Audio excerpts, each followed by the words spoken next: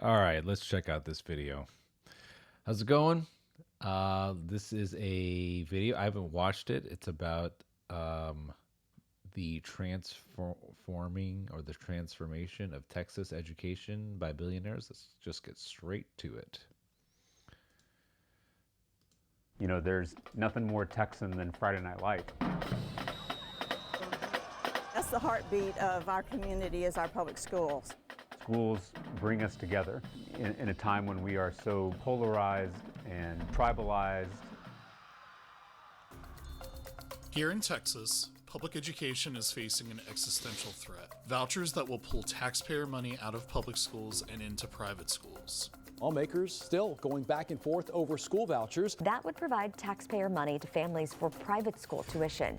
This voucher bill will eventually destroy public schools. I give it 10 years. The new plan is part of a nationwide effort to defund public schools under the guise of choice, pushed by billionaire activists and Republican governors like Greg Abbott. What's happening in Texas will be coming to a school district near you. We're fighting for school choice, which really is the civil rights of all time in this country. Okay, so this is interesting because kids are not learning. Or there was a video I was watching. Maybe I'll react to it later. It was saying that 40% of students don't know how to read. So I think there's a reaction now that if these kids are not performing, that I could be completely wrong. I'm not I'm just watching this video. I'm just like a normal guy on the internet. So I'm thinking the conclusion that I'm drawing is that these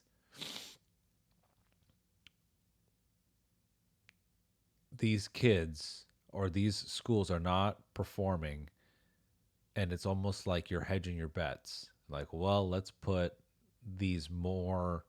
take money out of the thing that's not performing and put it in the thing that is performing well, that we know and can guarantee that will have our kids graduate, and then we'll just kind of make it a kind of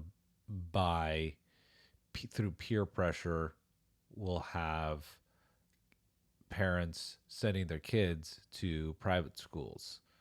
So the result of that is now your income has gone down and you have to spend money on education instead of sending your kids to state-funded schools.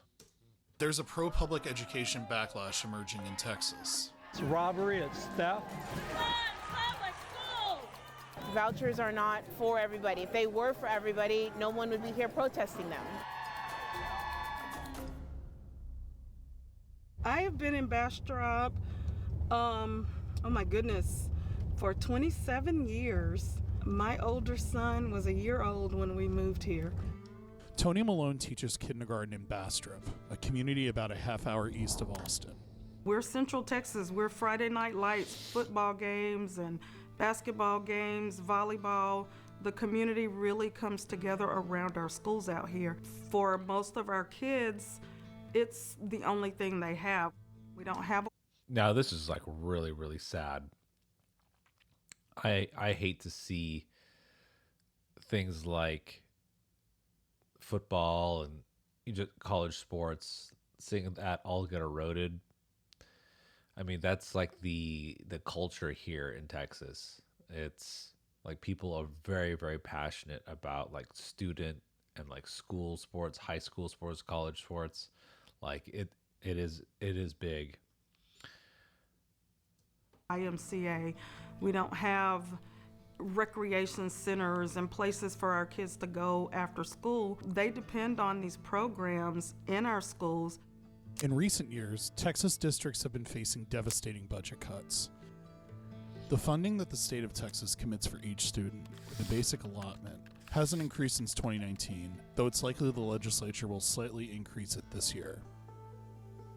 In the midst of all of this, Governor Greg Abbott and the Texas legislature are moving forward with a controversial plan that could eventually gut public school funding. The voucher policy would give families more than $10,000 to use for private school tuition and supplies per child, even if they already send their kids to private schools. Vouchers take money that could go to public schools and give that money to unaccountable private schools for the wealthy few. School districts will get less money if they have lower enrollment. In the first year alone, Texas schools could lose $250 million as a result of vouchers, and the program could cost taxpayers more than $10 billion by 2030. It's part of the reason voters and even lawmakers have rejected vouchers over and over again for decades.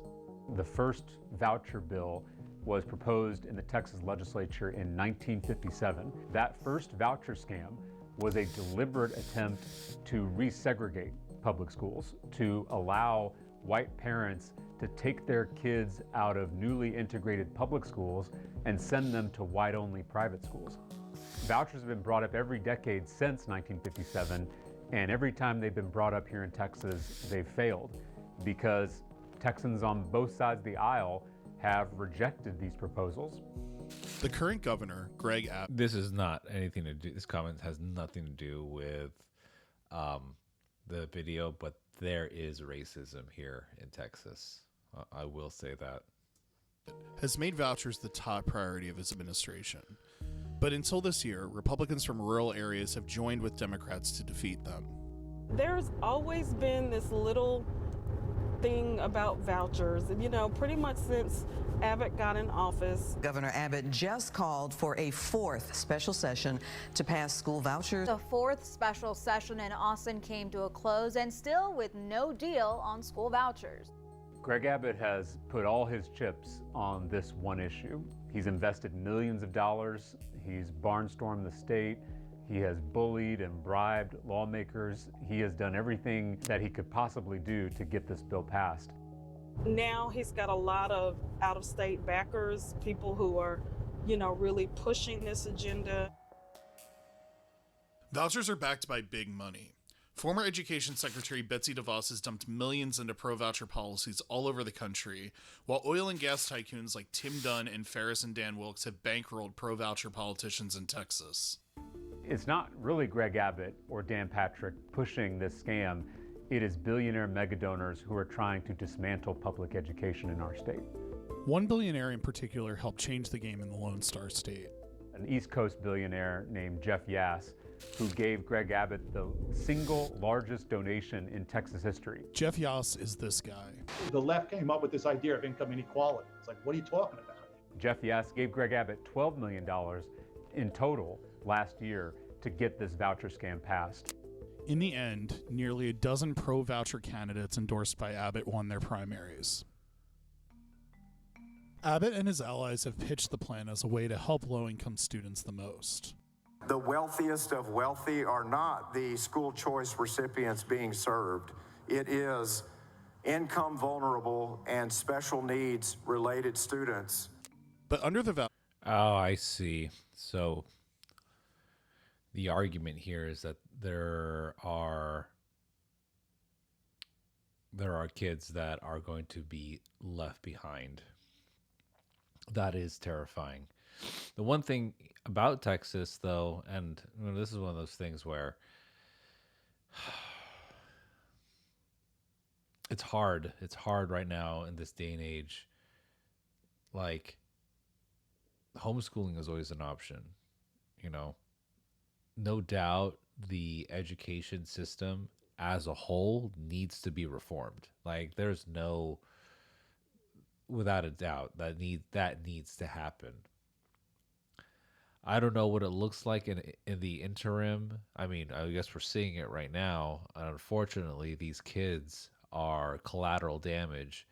But if you're a parent with your ear to the ground and you can make things work, you can make some things work. I don't know, maybe one works part-time while the other one works full-time. And then you just homeschool and you get the guaranteed results of the curriculum you need and take advantage of certain tax credits or whatever grants that you need, or whatever programs are out there to help you teach your kid everything that they need for life and to get a job, because that's what education is for, and to make your kids smarter. Plan, up to 20% of the spots in the program in the first year would be available to anyone, even the world's richest man. Elon Musk is a Texas resident, so would he theoretically be eligible to apply for these funds? Yes. In North Carolina, recent reporting shows that more than 40% of voucher recipients come from families that made too much money to qualify when the program was first created. In Florida, nearly 70% of students receiving vouchers were already attending private schools. And in Arizona, vouchers have drained the state budget. In every state that has tried vouchers, the majority of the money ends up going to wealthier families who are already sending their kids to private school. And I worry that's what will happen in Texas. The more money that's taken out of public schools through vouchers, the less money there will be for academics, facilities, and yes, even football. The Texas High School Coaches Association came out against vouchers in February. The solution to all this is pay teachers a six-figure salary, or if not, like maybe not six figures, maybe at least like 85, 90, and if once they get in their tenure, go into the six figures, and that will motivate these teachers to come up with really, really good curriculum. And as a response to these vouchers, it's one of those things where you just need to, you need to just send letters. What they say, you talk to your local lawmakers here in Texas. Say, hey, we don't want this. Keep voting against it. We're not going to benefit from it. Do whatever you got to do. We could lose a lot of our star players. Vouchers will take that money away from the public schools, which also takes the money out of the community.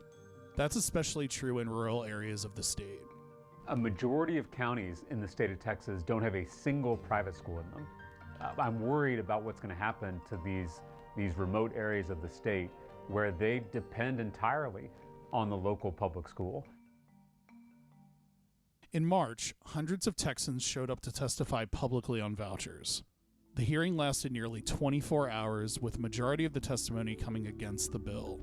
For those of you who are in the Republican Party like I am, it does violate the party principles, the priorities, the platform, the plank, all of it. If you truly cared about the people of this state, you would not waste our time and our tax dollars on another voucher scam. This bill is a skunk that we're trying to pass off as a kitty cat. What a load of garbage. Pro-voucher lawmakers are also facing more pushback than ever before.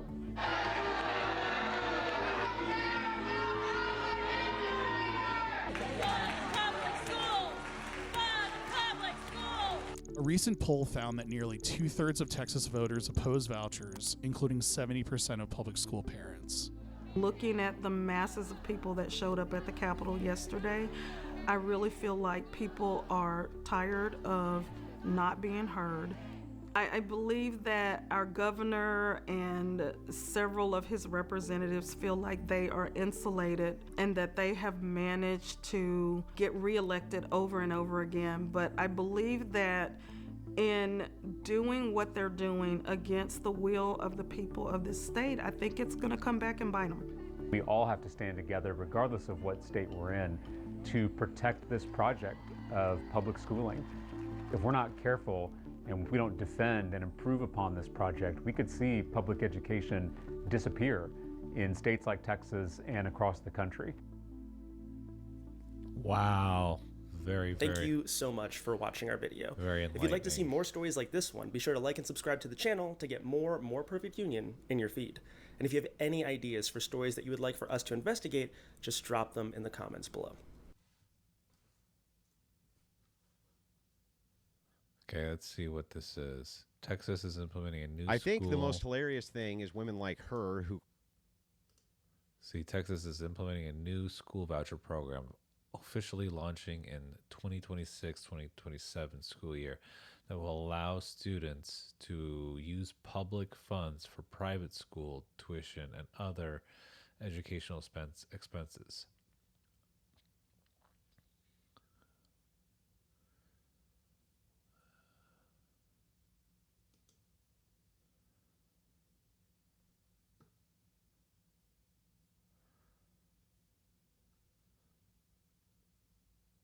Okay. Let's see what AI says.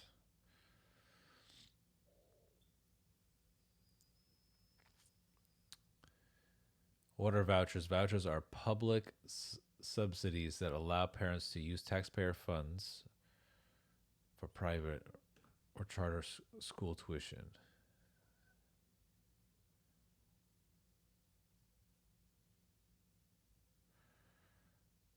Voucher amounts. Most families will receive roughly 10,000 to 10,300 to 10,900 annually per child, which is about 85% of the school per student funding. Special needs students with children with disabilities are eligible for the same funding as other students, plus up to an additional 30,000 based on state depending for their special education.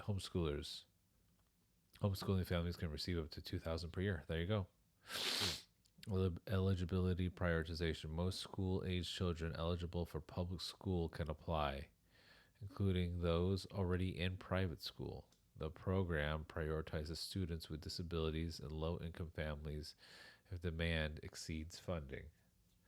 There is a spending cap that limits the funding to wealthier families earning 500% more of the poverty rate to 20% of the initial budget. Students from public schools are also prioritized over those already in private schools.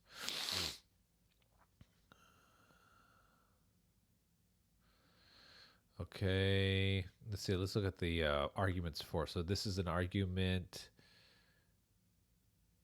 for it. Okay, let's see.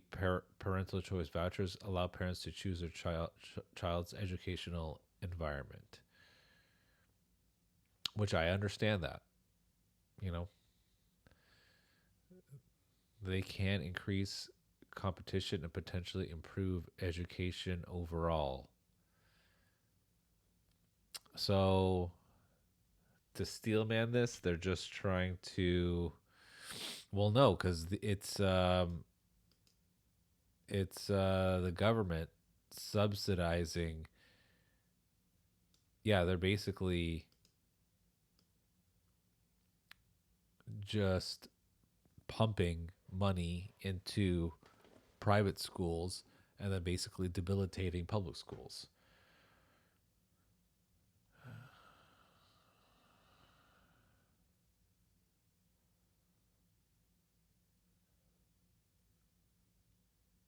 Okay, so the long game is to basically shut down these public schools.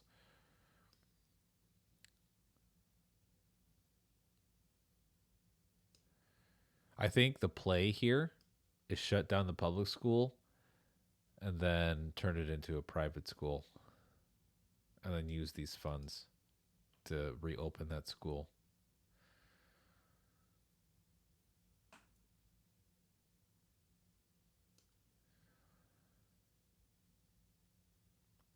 Like, for sure, these public schools now are not going to perform well. Like, especially if they're taking away funding.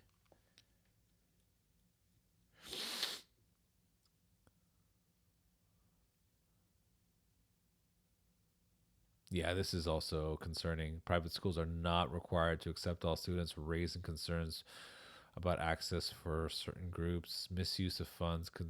Concerns exist about potential misuse of taxpayer funds due to less. Okay, this is there. The whole thing, the way it's presented, sounds good, but the the fine print is very, very shady, very concerning. And there's clearly an imbalance. But my opinion on it is I don't really have a strong opinion on this, other than like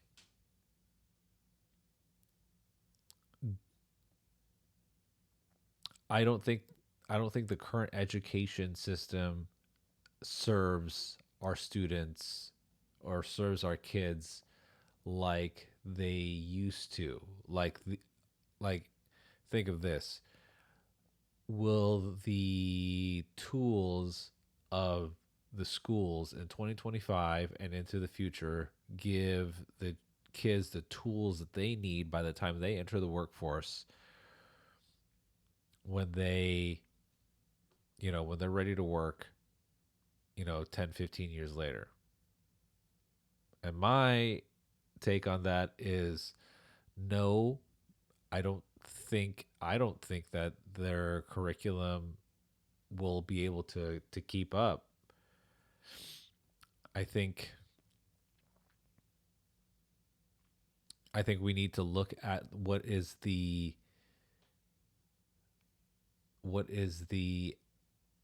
we need to prepare kids for what the future is. So right now the big thing right now is AI. If a kid goes to school, they go through the whole high school, college, or university, and they study to be a software developer. I mean, my prediction is they're going to have one hell of a time trying to get a software development job. And what it's going to be is this guy or a girl that is doing the job of an entire team, and they have all whoever would be their software developers are just AI agents doing everything, and then they're there managing each of the AI agents, correcting whatever. It's like, oh, fix this little thing here, fix the font here, fix the way this, or expand the GPS parameters, whatnot. I just think that what this is pointing to is we just need some reform. Like, kids need to be creative again. Kids need to learn how to innovate. They need to learn how to just figure out how to be in touch with the child part of themselves, and really tap into that creative potential, because we are lacking that. What school does in its current paradigm is that it just makes workers. It's like school, the way it's designed is it's industrial.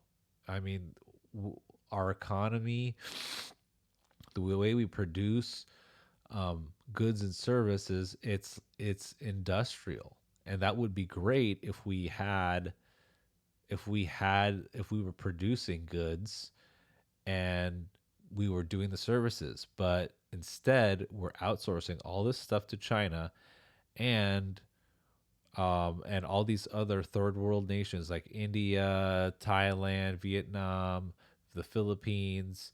And not to say that, not to knock on them at all. Like, it's fine. It's just now the US is enriching their economies, and we're not paying and enriching and keeping that money in rotation in America.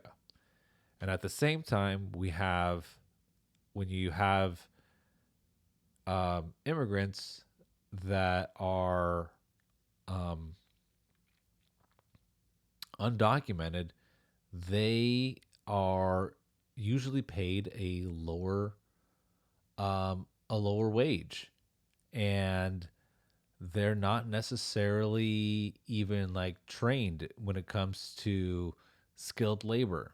So you could run into issues when it comes to wiring a house or doing the plumbing for it or even doing the framing for a house. Like there used to be like this pride, like, oh, this was made in America by Americans. Now you don't even know. Now it's like, oh yeah, I mean, when we're talking about buildings, yes, it has to follow some sort of code, but they're gonna do the minimum. Like I've been in the trades for a couple years now, and you go to realize that certain guys, they have their own like secret sauce and the way they like to do things, and sometimes it goes above and beyond, and that's good. That's good that they do that. And but if you're just trying, when it comes down to the bottom dollar, it's just like a lot of these homes in Texas are just, they're just cranked out. I wouldn't, I don't know. I would not trust them. So anyways, there's that. If you like that video, please leave a comment. Tell me your thoughts. Like and subscribe, and I will see you guys all in the next one.